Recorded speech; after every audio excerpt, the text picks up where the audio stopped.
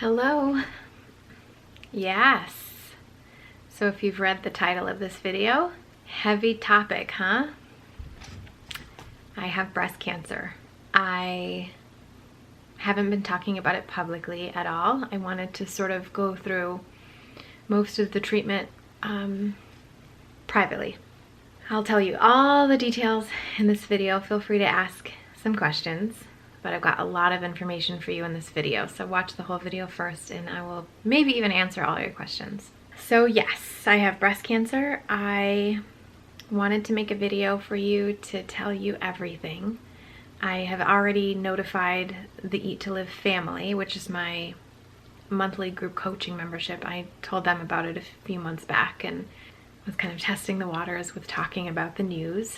I'll give you the details first. So yes, it is breast cancer. It is invasive ductal carcinoma. It is non-aggressive. So it means it has spread a little bit. It's in the milk ducts. That's where it started, which is the most common type of breast cancer. And it has not spread anywhere else besides to the lymph nodes or anything else that we know of. It is stage 2. And the stages are based on the size of the tumor. Stage 3 meaning it has started to spread into lymph nodes, but I just have stage 2 because it hasn't spread, and it was a fairly large tumor, 4.2 centimeters. I actually consider myself kind of cancer-free a little bit because I already had it removed.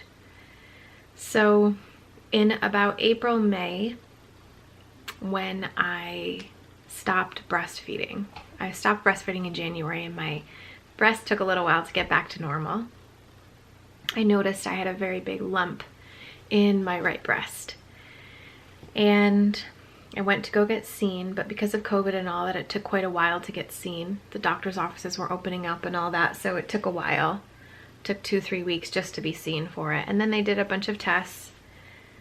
So I was seen first, I started to be seen in May. They did an exam first, and then I went right in for a biopsy and an MRI. Well, I did the biopsy first on June 1st, I believe, of this year. So I'm filming this video on September 17th, 2021. And on June 1st is when I went in for the biopsy, and then June 7th I got my results that yes, it was cancer. And we didn't know much else at that point. And then what they do is have you do an MRI and I forget, there's something else. I even forget now, but I did another test and to get things checked out and kind of confirmed the size, but they actually thought it was a lot smaller than it was. So they were thinking at that time it was around 1.8 centimeters. So that would have put it as stage 1 cancer. But so then fast forward to July 23rd, I had my surgery to remove the tumor.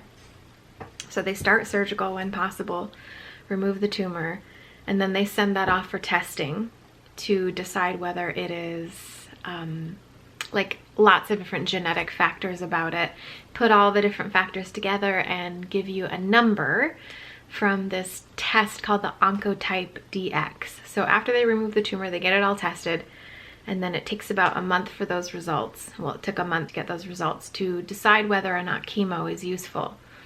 They use chemo after tumor removal. In my case, because I just had a lumpectomy, so I just decided to remove the lump itself and not get a mastectomy because my cancer was not super advanced and I was willing to do radiation as well as the lumpectomy. And so that's the choice that I made. That was a really difficult decision, but I made that choice. We had the surgery on July 23rd, and then which was 4 days before my birthday. So I saw that as a really good birthday present to remove cancer. And then I had to wait for my results for the Oncotype test to see what the risk was of getting chemo.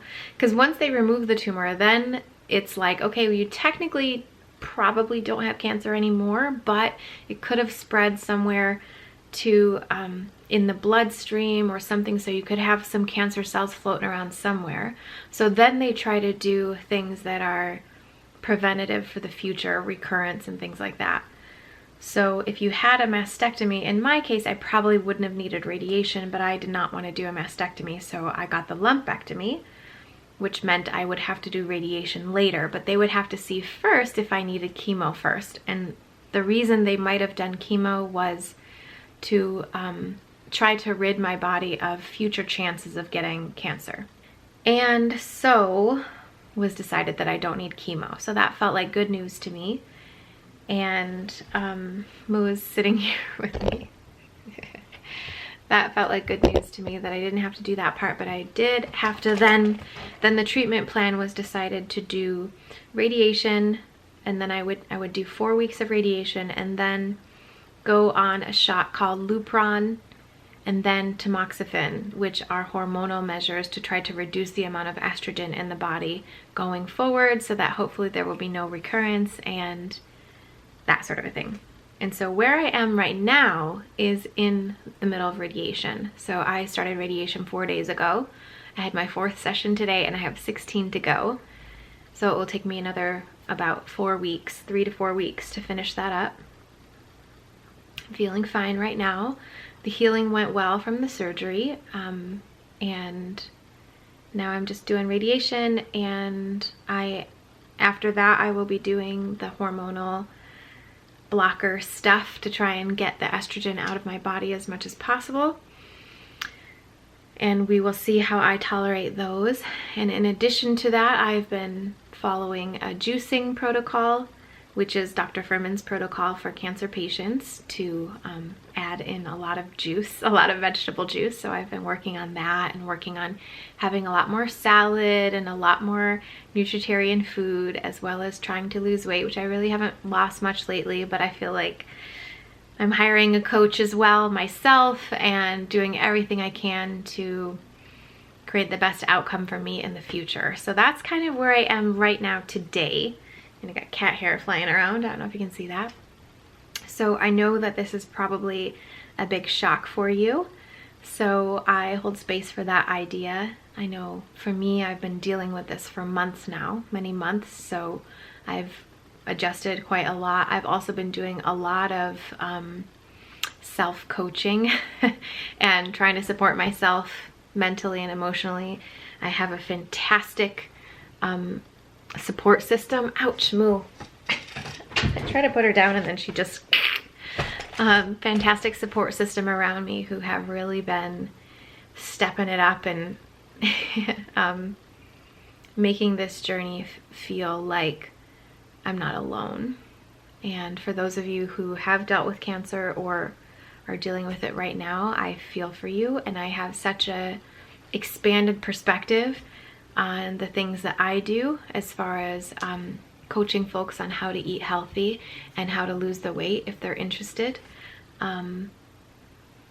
Just, you know, putting everything I can into creating programs that work for folks who have issues like me too, you know, kind of the more medical side of things as well.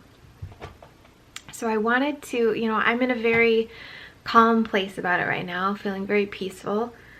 I'm nearing the end of my active treatment steps, right? So we have found that this cancer is non-aggressive, and that is really good news, because typically people who get cancer that are as young as I am, which I was diagnosed when I was 38 and I'm 39 now, when folks, Dr. Fuhrman tells me, when folks get cancer at my age, it's typically aggressive. So it could have been due to my, you know, better nutrition that I've had over the past 8 or 9 years compared to the nutrition I had in the beginning of my life. And so that's kind of where I am right now, and I'm feeling very calm and like I'm kind of seeing a little light at the end of the tunnel. Those hormonal treatments that I will go on, I've chosen to go on because I have, you know, because I am young and I have quite a bit of time where I would be waiting to go through menopause to lower that estrogen, because estrogen is what sort of feeds the type of cancer that I have. But since it's so long, probably before I would go through natural menopause, these hormonal blockers are going to do that for me, which does not sound very fun to me. But I've adjusted to this idea, and I have been working through accepting what is and accepting what will be. And those hormonal treatments are going to be 7 to 10 years of my life. So I'm far from out of the woods, but hopefully I will tolerate those well, and those will just be a non-issue. And my last sort of active thing to figure out here is the radiation, and just finishing radiation basically, which is actually not that big of a deal. I'm not sure if you've had radiation before, but for me, in my case, it's only day 4, of course, so I have 16 more days to go. But I haven't really had any side effects, and it's hilarious. It takes so much longer to drive there and change my clothes than it does to get the radiation, which literally, I counted, it takes about 60 seconds total to get the radiation, or less even. So that's actually been, you know, it's just been trying to juggle the kids around and get all the scheduling done with, you know, recovering from surgery and all that. And I've had some amazing friends, you know who you are, who have just pulled it together and been there for the things that I needed. And on top of that, the Eat to Live family, which is my monthly group coaching membership, where we all come together and we just coach and learn how to love ourselves and take care of ourselves. Everyone in there, hundreds of folks in that group, have just been so supportive and lovely and wonderful. So I felt like I had another group of folks to rely on. And now there's you who know my whole story of this past year and what's been going on. And I will continue to update as I go now and keep you in the loop. So that is that. I would love any well wishes that you have, any thoughts that you have, feel free to drop them. I'm not sure I'll be able to answer all the comments, but I'm just so grateful for you for being here in my audience and following along. I have been actually documenting this entire journey, moment by moment, in the Eat to Live family. I don't know if you know this, but in Eat to Live family, I offer a thing which is, it's called my weight loss vlog. And I've been vlogging every single day since October 5th of last year. So it's been almost a year now, of exactly how I'm losing the weight and the mindset stuff I'm using and how I'm going through my journey. And because of that, like, that was just unrelated. And then, so I put all those, there's like almost 200 vlogs in there now. There's more than that. We just haven't posted them all yet, but there's over 200 vlogs of me talking about mindset stuff and how you lose weight and how I'm losing weight and all that. So I've been posting that, but because I was doing that and it was real time, I started to, you know, there are vlogs in there from, oh, I think I have a lump, to I'm getting this tested and I'm getting this checked out, and uh-oh, I have cancer and here's how I'm dealing with it. So that whole thing is actually documented in the Eat to Live family, and the folks who are a part of that membership can watch all of those videos and see everything that I went through. So if you are going through your own cancer journey or something else that may be feeling as difficult as that, I have a lot of perspective on coaching as well now for folks who have maybe those challenging circumstances that feel like it makes everything else impossible. Well, I get that. And I'm on my own journey, and I'm doing it alongside all of you as well as everyone else who's been there in the Eat to Live family. So that's my kind of intro to it, and that's where I am right now. I have a couple notes here. Let me just make sure that I said everything I wanted to say. So yes, I'm just going to continue with my treatment, and then what I want to show you after this, first I want to say that nothing you hear or say in my video or any other content that I put out is medical advice, okay? So there's my disclaimer. I'm not a doctor, I'm not a medical professional, so consult your own doctor when you're making choices about your own health. But when this all happened, when I first got diagnosed, one of my biggest thoughts was, oh my gosh, I wonder what everyone's gonna think. I wonder if they're gonna think I'm a failure, right? I wonder if they're gonna think, oh, what's the point in doing Eat to Live if you just get cancer anyways? And so I actually reached out to Dr. Fuhrman to see if he would allow me to interview him and talk about this. And he was gracious enough to say yes. So I interviewed him on July 19th of this year, 2021, which was just a few days before my surgery. And I did the interview because I wanted to answer the question, why would I do Eat to Live? Why would I continue to do Eat to Live if I was going to have issues anyways, right? Like if I'm going to get cancer anyways, why not just eat the pizza? Why not just eat the junk food and all that, right? And so I wanted to answer that question. And I also wanted to ask specific questions about my own personal cancer journey and what he thought about radiation and what he thought about tamoxifen and these various things. So these various treatments. So feel free to watch that and see how we kind of discuss that. I already released this to the Eat to Live family a couple months ago, but I'm releasing it for you now. So in case you have any questions about cancer or Dr. Fuhrman's protocol, we talk about juicing, we talk about my specific issues, we talk about how cancer forms and why somebody like me who have been doing Eat to Live as much as possible, not perfectly, we'll make that very, very clear, but I'm clear about that anyways, I think, right? If you look back at my videos. But who have been doing, you know, I've been doing Eat to Live as much as possible. How could somebody like me get cancer? Well, I think that it's a really good message to take away that any of us can. And it is our nutritional kind of life before we became aware of Eat to Live that created where we are now. And so we talk a lot about that and where we can place our blame and where we can, you know, how we can move forward when we have issues like this that are medical and health related, and how we can just keep going, because that's the whole point of my channel, right? Is how do you keep going no matter what is happening in your life, okay? So I have found such clarity in my journey and such just continued excitement for the Eat to Live lifestyle. I'm just all about it. I'm all into it. I'm still not perfect, but I'm doing everything I can to continue to improve as I go. I have been doing, as I said, a lot of juicing, just tons of salads, and then lots of other things too. And I'm working through my own mindset stuff there and sharing all that with you in the Eat to Live family. And hopefully you can glean some really good information from this interview with Dr. Fuhrman. And I'm going to leave you with that. So feel free to watch this interview with him, take whatever you want from it. And I'm going to just keep going the way I'm going.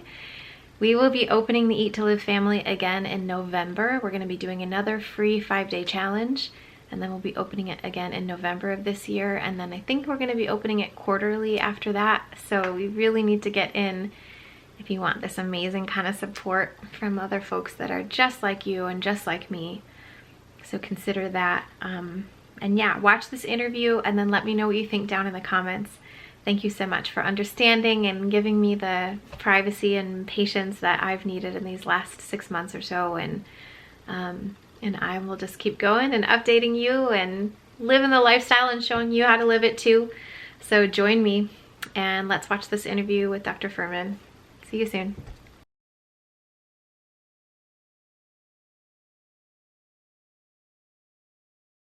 Hello everybody, Cheri from The Watering Mouth here, and I have a special guest with not so special circumstances. Dr. Fuhrman, thank you for being here. My pleasure.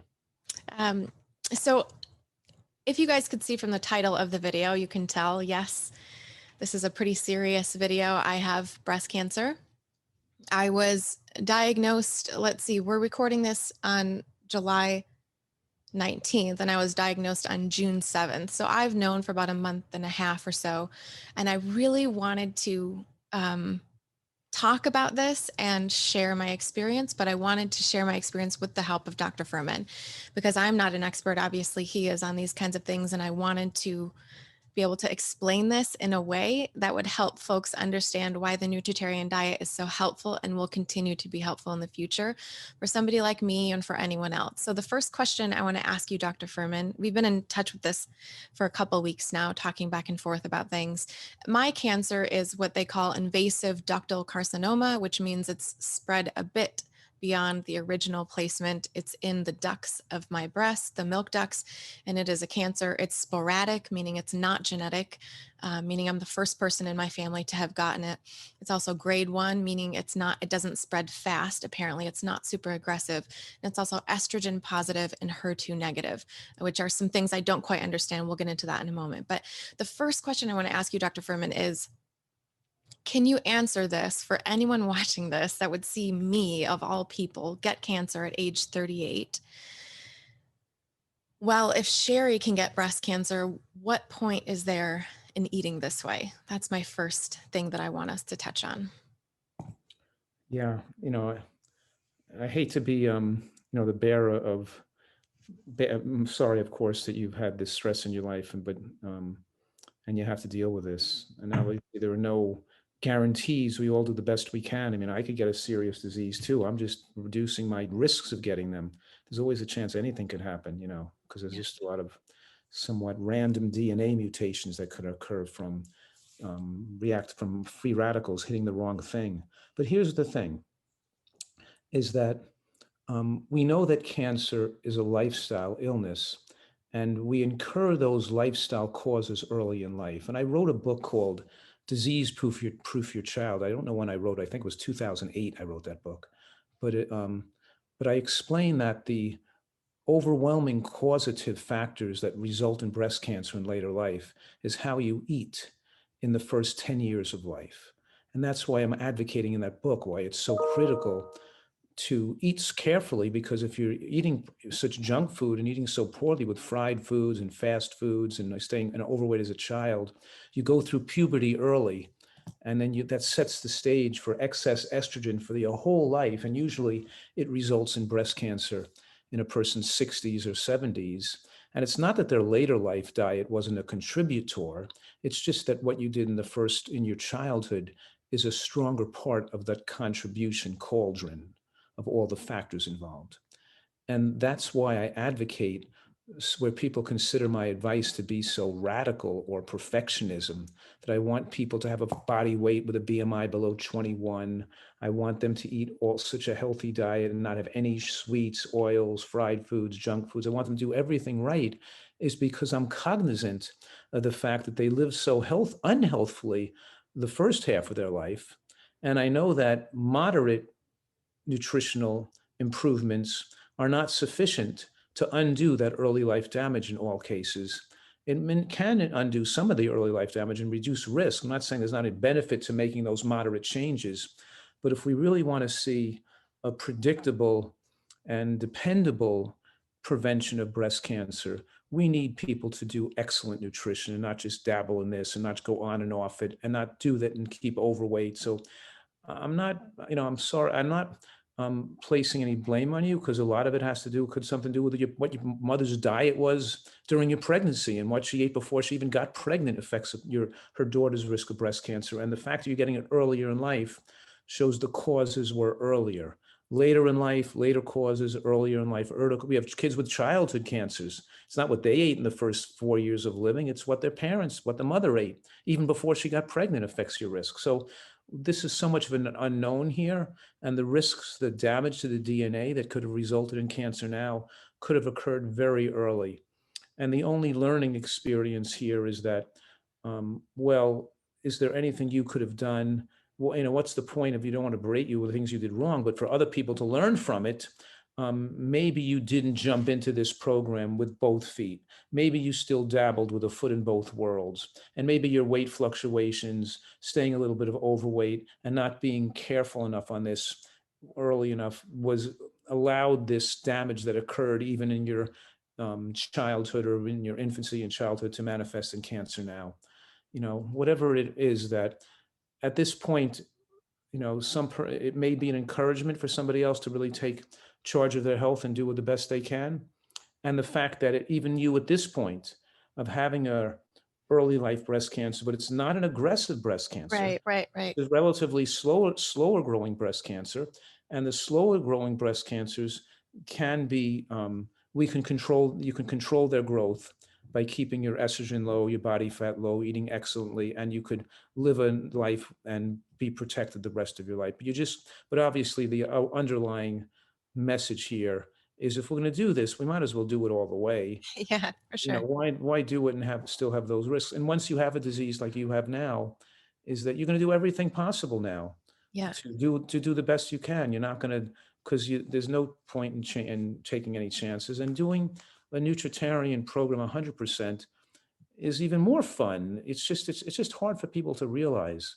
Yeah, But it's that's it. not that hard to do this 100%. Yeah, it's true. And What I do do. you think? What do you think about what I said? And what do you think about um, you know, some people could be angry or disappointed or mad at me or mad at the messenger or mad at Yes, yes, themselves, or, and I obviously want to have the utmost compassion for you. And you did according to what was good and what was even great by conventional standards. right. And the fact that you weren't perfect, I mean, nobody could read the future and know what's going to happen. We all just do the best we can. Yeah, In hindsight, you could say, oh, you could have done a little better. You could right. have done better, Yeah.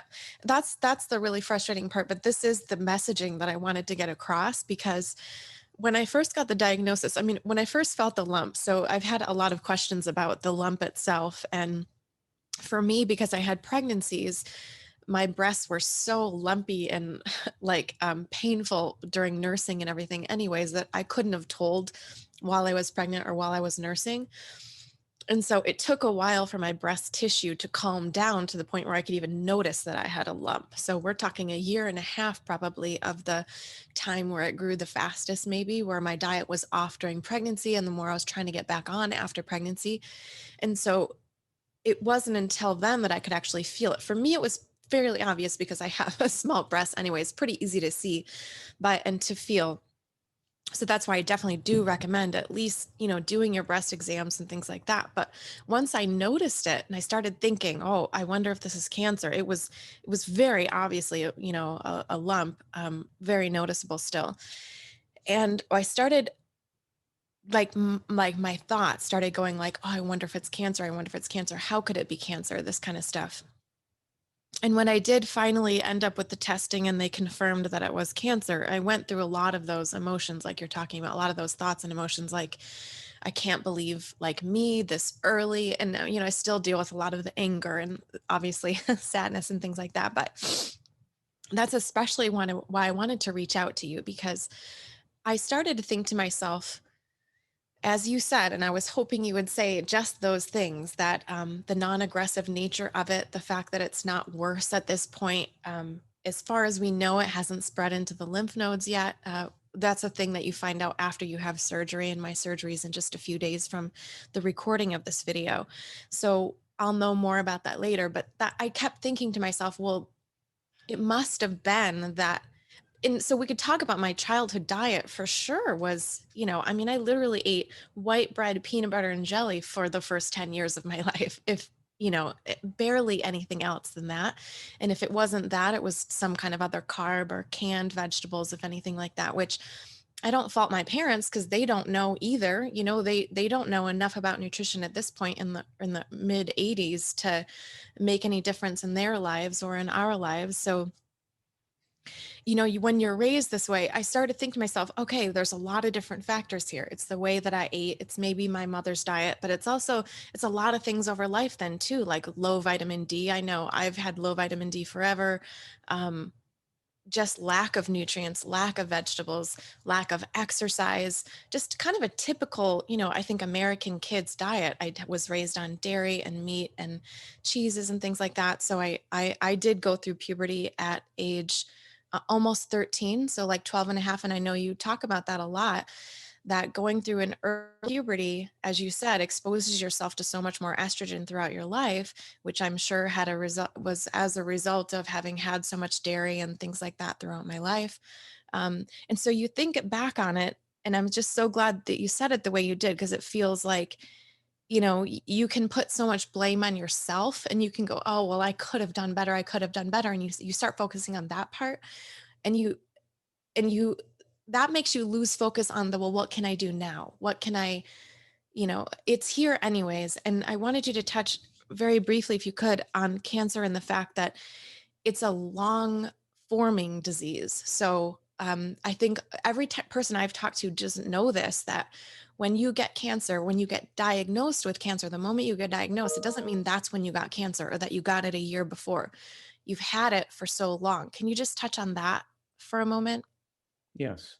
Typically, for this type of cancer you have, the cells became cancerous probably abnormal more than 20 years ago and became cancerous more than 15 years ago. And the doubling time is usually 120 days for this type of cancer, Wow. which means that for the cell to become visible to the human eye where it could be seen on a mammogram even, is probably 15 years after the cancer was present in your body. We have Wow. new tests available that are being developed, liquid biopsies that can detect cancer more than 10 years before they come out. So Mm. if you're 38, this Yeah. cancer could have been apparently detectable with modern technology and new technology in your early 20s. You've Wow. had this cancer since your 20s.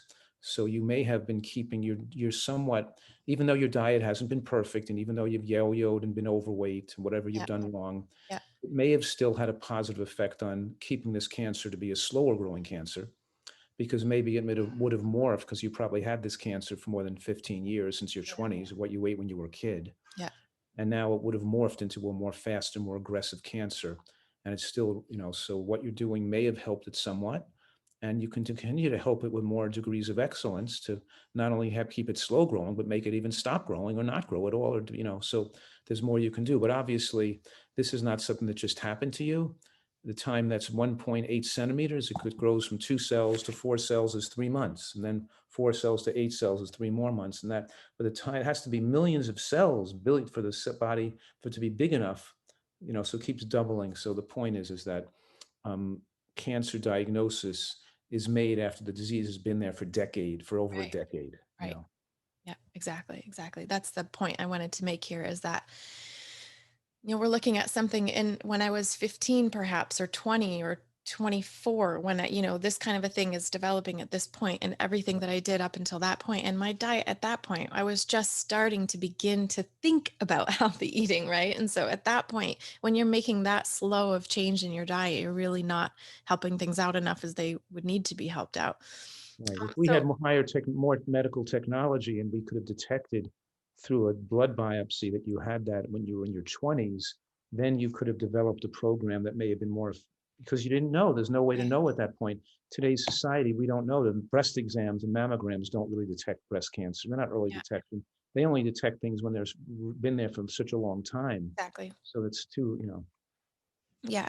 And so what are the options right now for somebody to be able to find out what they have? Because I know you used to talk about the what was it called? That blood test, the Oncoblot, but I don't know if that's available anymore. What types of options are available nowadays for Yeah, earlier detection? there are about 5 companies developing such blood biopsy technology, and the studies are very positive, in the process of review and FDA approval, and so they're holding up a lot of the release of some of these things until they can have enough studies to document their false positive and false negative rate, Right. things like that. So the Okay. Oncoblot was an early test that can give people some information, but I think they had to instrumentize and computerize the test, so they didn't have to do it manually. It was too much labor involved with every single test. It couldn't be made into a mass market test for the Mm-hmm. general public if it was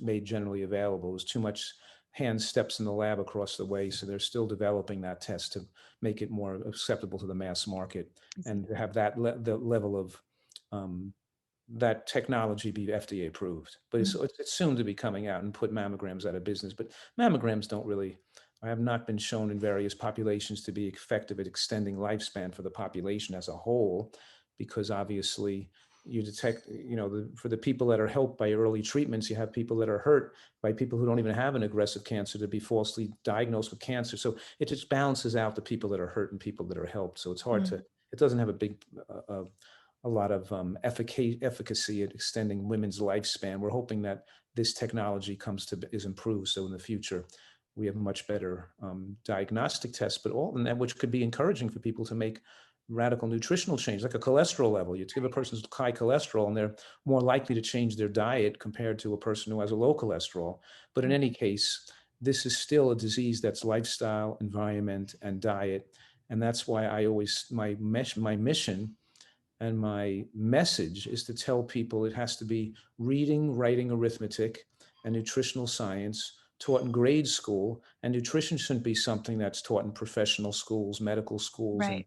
it should be taught in elementary schools and Yeah. in the whole population, because our children have to, if they really want to put a big, you know, been a big change in the growth of the epidemic of cancer. We've got to change the way all ages are eating, children, teenagers. We can't just change women when they get to be 50 years old, or 35 years old, they change their diet. They're not going to wipe out all the cancer. We got to get all the people eating healthier, including children. Yeah. So what is the difference between the cancer that I have, which is a slow growing earlier kind, and then maybe someone who's 60, 70 years old?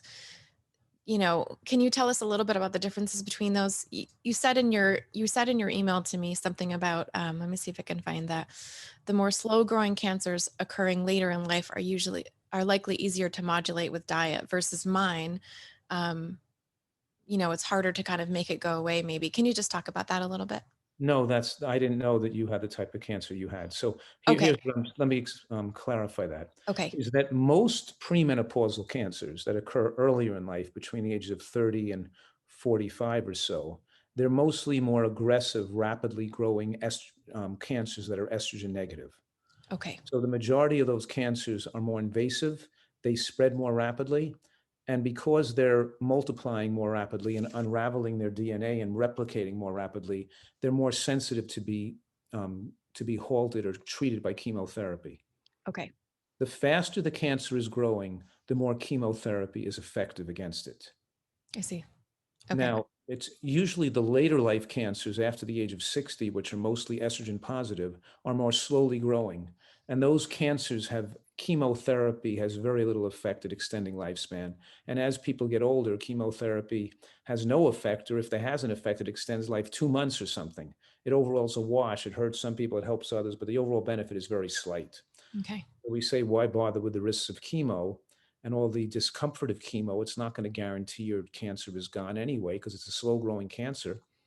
And the cancer and the chemo has potential toxic effects on your lifespan. Just hit that slow growing cancer with nutritional excellence, with anti-estrogenic medication like tamoxifen and Arava, and also, of course, all the mixed mushroom extracts and all the turmeric and green tea and all the Nutritarian dietary approach, which is very effective at preventing and even aiding the lifespan of people who have cancer, not having cancer recurrences. Mm-hmm. Now, so if you had a different type of cancer, then a more aggressive cancer that's more common in your age group, then they wouldn't just be recommending lumpectomy, then they'd be recommending chemotherapy with that, Right. and more a stronger risk of, and the stronger push for a mastectomy. Yes. Yes. Since Because your they're cancer is recommending my breast cancer. They're recommending, well, I can choose between mastectomy or breast conservation surgery, which is just lumpectomy. But lumpectomy comes with radiation, or I can choose mastectomy, which may or may not come with radiation. right, so that would not be their recommendations if you had a more aggressive, Right. faster growing cancer. Right. What I'm saying right now, well, that's good, because chemotherapy may have some detrimental effects to take it this young. It's better you'd have that. It's better you're having the slow growing cancer that you have. And the slower growing cancer was also more responsive to excellent nutrition and Okay. the supplemental approach and the whole dietary protocol I'm trying to encourage you to do. And of course, and foremost in that protocol is to keep your estrogens low. Yeah. Okay. And you can't get estrogens low enough if you don't keep your body fat low. So we have to know your body fat percent, your body weight, your BMI, all those Can you things. explain that mechanism for folks who don't quite understand that? How is fat related to estrogen and cancer? Well, almost all Americans are overweight, and even the extra 10 pounds of fat is a cancer promoting, because fat cells, number one, sequester toxins. They sequester poisons and chemical and environmental toxins, and they also sequester nutrients and because they're naturally hypoxic tissue, fat cells don't have a great blood supply. The word hypoxic means doesn't get enough oxygen. So fat cells produce a lot of free radical reactive oxygen species, and inflammatory compounds leave the fat and then circulate in lymphatic tissues and the bloodstream. More free radicals, more cytokines and leukocytes, more pro-inflammatory substances that now increase the risk of death from COVID, for example, when you're overweight, Right. because your immune system doesn't function. So it suppresses the immune system and keeps you in a chronic state of inflammation, and it excites the aromatase production of estrogen. So the fat on your body becomes an estrogen production factory. So your level of estrogen is falsely elevated, dangerously elevated, then allowing breast cancers to proliferate because the fat on your body allows that to happen because of the spewing out of inflammatory compounds and the excitation effects, the anti-inflammatory effects that suppress immune system, reducing the body's immune defenses against cancer, reducing its immune defenses against viruses like COVID, and at the same time raising your circulating levels of estrogen by activating aromatase production. So if all those things are true, well, we got to do the opposite if we want to prevent recurrence here. We have to keep you thinner and keep you on anti-angiogenic and anti-estrogenic compounds in mushrooms, in soybeans, in green cruciferous vegetables, in scallions, and green onion, and all this stuff, and green tea extract, and curcumin, and turmeric, and all these right type of things with their anti-angiogenic and anti-estrogenic effects. And at the same time, adjust the amount of mushroom supplements we're using to keep your estrogen exceptionally low, because mushrooms have anti-aromatase effects, again, and anti-angiogenic effects, at the same time keeping your body fat low, so there's no triggering of allowing the cancer to replicate. And we find that there are studies on this. There are actually studies with people who with breast cancer who put more mushrooms in their diet, or put more flax seeds in their diet, or put more cruciferous, seeing the chance of recurrence goes down tremendously when they increase these foods in their diet accordingly. Can you talk about soy and different types of breast cancer or different types of cancer and use of soy, tofu, soy milk, those kinds of things versus edamame or soybeans? Well, the major thing to remember Oops, sorry. is that soybeans, like edamame and dried soybeans and tempeh, that these soy products and soybeans are rich in genistein and bioflavonoids and different compounds that block the estrogen receptor in the breast tissue, making your own estrogen unable to stimulate those receptors. So they have an anti-breast cancer effect and anti-prostate cancer effect. They block the receptor.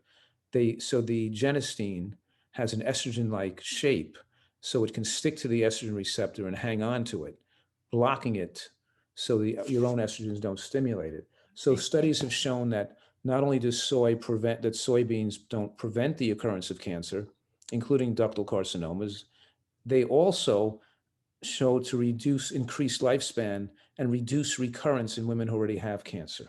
Mm. So soybeans, and we're talking about those dried soybeans that you soak overnight in a jar of water, and then you make a chili out of them, or you put them in a soup, or you put them on your salad, or you can buy edamame, which are boiled fresh soybeans. They're both whole soybeans with tremendous protective effects. And then the E2 receptor on your bones are stimulated by the genistein in soy too.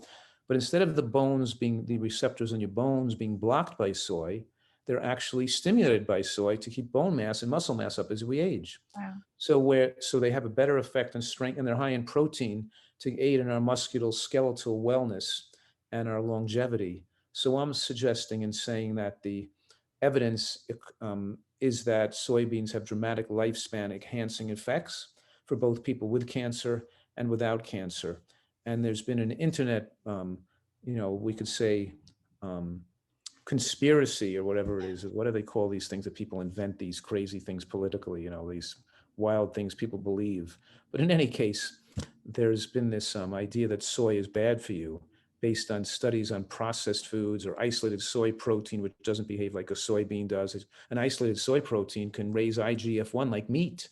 And so it's such a concentrated protein, it can overstimulate raising of growth hormone. So soybeans are not absorbed rapidly enough and are not concentrated in that fashion. It's like comparing white flour to a spaghetti squash or something. It's the degree of the glycemic rush into the bloodstream. So the protein rush into the bloodstream is not going to be there with a soybean compared to isolated soy protein. Tofu and soy milk, tofu is made from soy milk. It doesn't have the anti-cancer potential of a soybean. And theoretically, if a person ate a high tofu soy milk diet, they might be able to get too much protein. So you can, but I'm saying the moderate use of tofu and soy milk, you half a cup a day, and or a piece of tofu in your vegetables are fine. But we're more emphasizing, you don't want to have your diet be predominantly large amounts of tofu. You want to have a mixture of beans in your diet, number one. Tofu shouldn't be a major factor in there, just one of the minor foods you eat. But in your rotation of foods, soybeans in the form of edamame or dried soybean should be regularly rotated in your diet. So you're having them, which could be some amount daily or at least some amount every other day, to have Okay. some soybean in your diet or on your salad as a protective, longevity promoting food. In the elderly, we see that vegan diets very often fail in the elderly, and people get into trouble with dementia or frailty or cancer rates because their IGF-1 gets too low, Right. because their diet gets too low in protein. And therefore, using hemp seeds and soybeans and azuki beans and these higher protein broccoli florets, plant foods, aids longevity in plant-based diets, because we're seeing in the scientific literature that increasing the plant proteins, reducing animal proteins enhances longevity, but increasing plant protein enhances longevity and gives you more immune protection against cancer and better brain function and less chance of dementia, as well as paying attention to omega-3 fatty acid balance, because omega-3 fatty acid deficiencies not only shrink the brain and increase risk of dementia, they're also shown to shorten lifespan and increase risk of cancer by being deficient in omega-3. And you have a lot of vegans who are both deficient in protein and omega-3, which is not good for their potential lifespan. Hmm. And so, is there any cases in which someone would not want to have soybeans or edamame, or is it good for anyone who has cancer? Um, it's probably good for anybody, except there are some people who have very aggressive cancers that want to, where we're restricting, glycemically restricting them, but we're sometimes restricting them with protein and restricting their methionine content of their diet, so to prevent the cancer cells from replicating and spreading. So there are some cases where we're trying to prolong life in a person with an advanced cancer, where we're taking away beans and making the diet intentionally lower in protein. But Mm. that wouldn't, but even so we might then be measuring out the bean into a smaller amount and not having them so liberally, and taking away other beans too, particularly those beans that are methionine rich. Okay. We're doing Uh, methionine limiting in some aggressive cancers. And with people with brain tumors, we also change it sometimes, because the brain tumors are typically responsive to glucose, and we're trying to glucose restrict. Even it's like almost a plant-based keto diet for people with brain tumors. So we do, which then wouldn't respond to that with breast cancers. The breast okay. cancer, you want an anti-estrogen diet with a lot of mushrooms present. Okay. Can you talk a little bit about the protocol for someone who has cancer, and also relating that to sweetness in the diet, like any kind of fruit sweetness or things like that? And just sort of what is the protocol for somebody who has cancer? Well, the protocol is we want their levels of nutrients to get high into their tissues and penetrate the tissues pretty quickly. So we try to give them juicing, and usually I give them 2 juices a day, or one, 8 to 10 ounce glass of juice a day, which they split half at breakfast and half at dinner. And you want that juice to be 1/3 cruciferous, mostly bok choy, and 1/3 carrot and beet, and the other third lettuce, celery, and cucumber, mostly lettuce. Okay. Lettuce has tremendous properties to improve the health of the digestive tract, um, and reduce inflammation. So we give them these juices, and and you could eat those foods. It's saying, why juice them? Why don't you just eat those foods? And the answer is because people have a certain appetite of certain calories they can consume. And by juicing them, we wouldn't be able to give them as much of those foods. It might take 6 months to get the level of nutrients in their tissues density high enough. Whereas with the juicing, in 3 months, where we can get to the same level from eating, it would take 6 months to get the level of nutrients. I might not need to juice because I've been eating this way for so many years, but another person just starting out, if they juice the first 3 to 6 months, they're going to get their levels of nutrients higher in their tissues and see more protective effects Okay. from the extra density of nutrients and these compounds in the body tissue. So yes, we do that, and we're on a vegetable-based, vegetable, nuts, beans, greens, and we're doing approximately one piece of fruit with meal. It's not a fruit-based diet. It's not a Yeah. potato-based diet or a macrobiotic-based diet or a rice-based diet. We're seeing that the cancer responds better to a lower glycemic load diet. Okay. Doesn't mean people are restricted from fruit, but they don't have they're restricting all high glycemic carbohydrates, and the amount of fruit they eat is tempered by the overall glycemic content of that meal, which has nuts and beans and greens and onions and mushrooms in it. You know what I mean? Yeah. That keep the glycemic effect of that meal relatively favorable. Right. And so that, did you say 4 or 5 ounces twice a day is kind of what you're looking at? Yes, I think that's about right. I'd And can say you, sorry, go 4 to ahead. 6 ounces twice a day, and we're doing 1/3 cruciferous, 1/3 carrot beet, and 1/3 more benign type greens like lettuce and Okay. celery and cucumber. And can you talk a little bit about supplements then? Because I know you recommend your supplements, which have these wonderful mushroom extracts and then the turmeric and all that. So what would somebody take? What would someone start taking if they had a cancer diagnosis? Right. Like I take my immune biotech one a day, which has the 12 different mushroom extracts and astragalus and beta glucan. But if I had cancer, I would take like 4 a day of those. You know what I mean? Okay. To lower, especially breast cancer, I want to take 4 a day to lower my estrogens. But I Okay. just take it because it's a good mushroom extract to take 1 a day.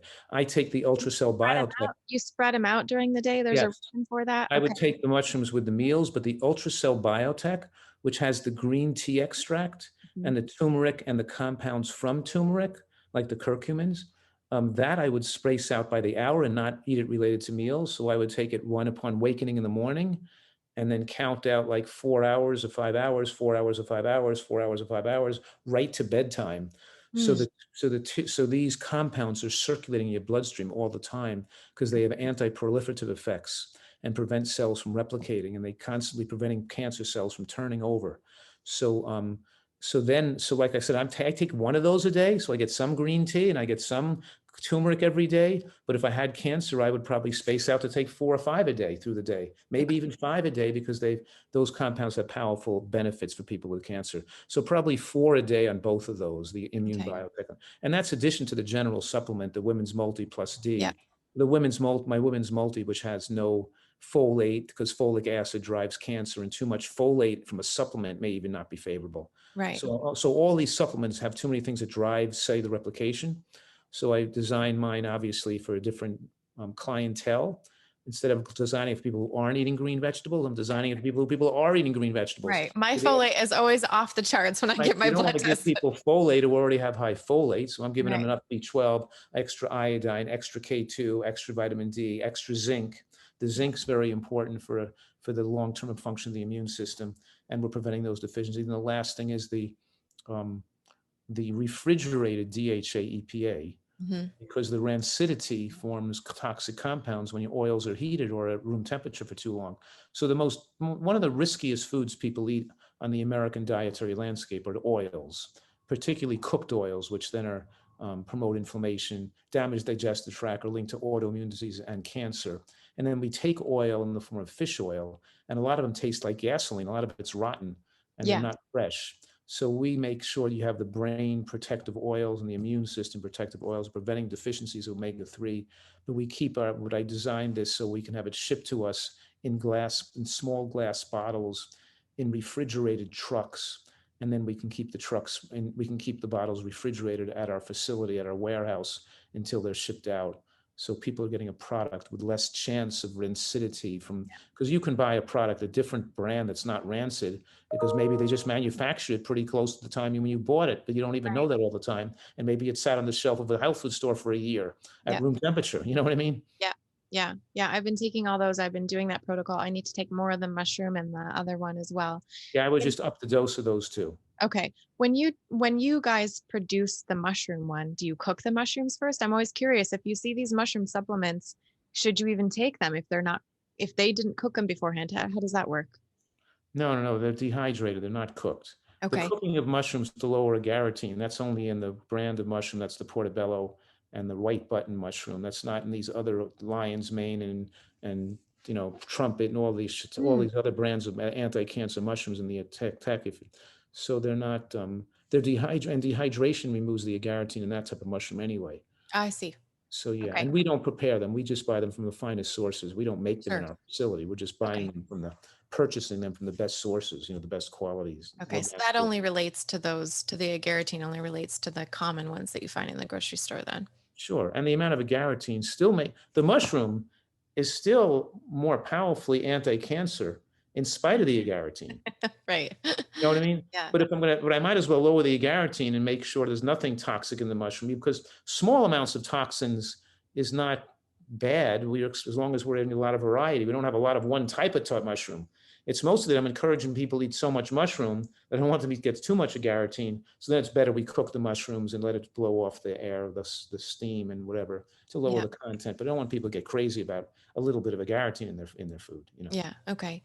And so you talked about, maybe someone starting to juice a little bit when they start the lifestyle, get those tissues full of, and I've noticed my hands are like orange. I don't know if you can see it, but my hands have become a lot more orange than normal. So why don't you recommend that people juice all the time? I know that there's the idea of the fiber and all that, but if someone, for instance, let's say you've got, I don't know, a 65-year-old woman who is, kind of, trying to do nutritarian as best as she can, and maybe she has one of these cancers that's been in her body for a long time and developing, and she doesn't know it yet. She hasn't been diagnosed. Why don't you recommend juicing for everybody across the board in that type of a case? Well, that's okay with me. I'm not recommending it. Hmm. I'm not saying don't juice. Okay. I'm just saying that what we do is, adjusted to our needs. And you have a higher need for juicing if you're in trouble. Yeah. And a lot of the people don't eat perfectly, should probably better off they juice. But the problem with those people juicing is they juice, carrot and fruit, and it's all too sweet. You have too Right. much sugar in. And I'm making a juice that's not as tasty, a little less sweet, and more rich in these vegetables. Yeah. So I'm not against the person juicing. I'd rather they eat soup, eat a perfect diet, and not. And if you're eating a perfect diet already for years, is juicing going to add that much more to what you're doing already? Maybe not. You know what I mean? Yeah. So I'm just saying I'm trying to just be reasonable. I don't Yeah. have any my guidelines aren't that strict, but if you're not going to eat perfectly, then probably it's better you juice, but I'd rather you eat perfectly. And if you want eating perfectly, want to juice, go ahead.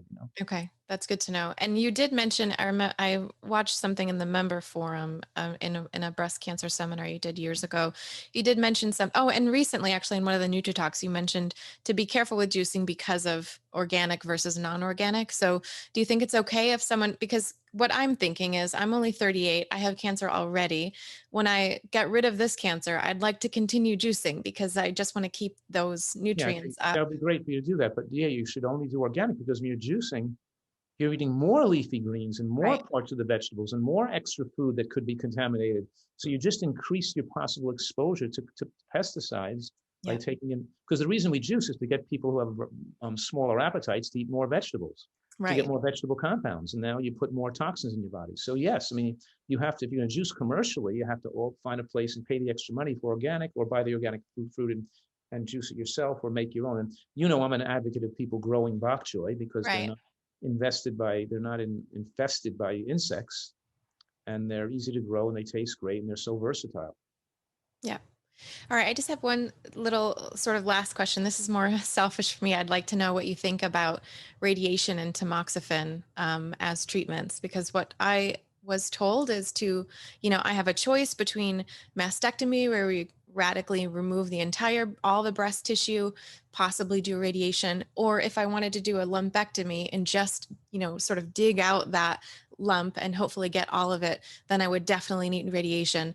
And then at my age, I'm recommended to take tamoxifen, which is the sort of estrogen reducer. Can you give us some thoughts about those, I could. risks of radiation, risks of tamoxifen, all that sort of thing? It's yeah.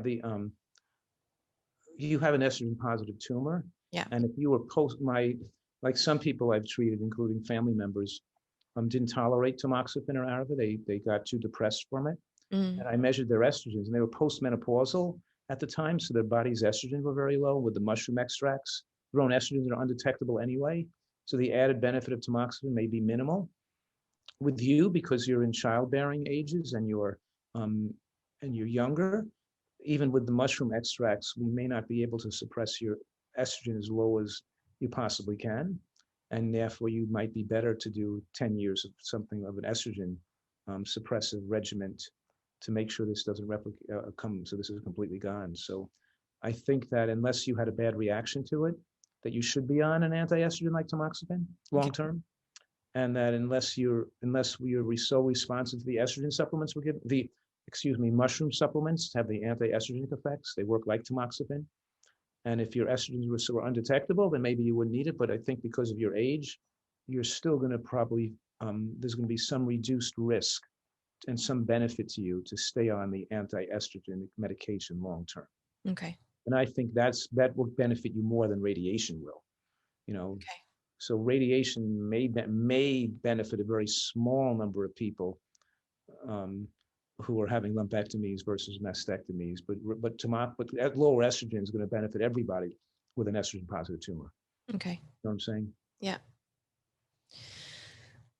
So it's hard to be definitive because obviously there's not much studies on dietary program and mixing these things, the supplements and all the stuff.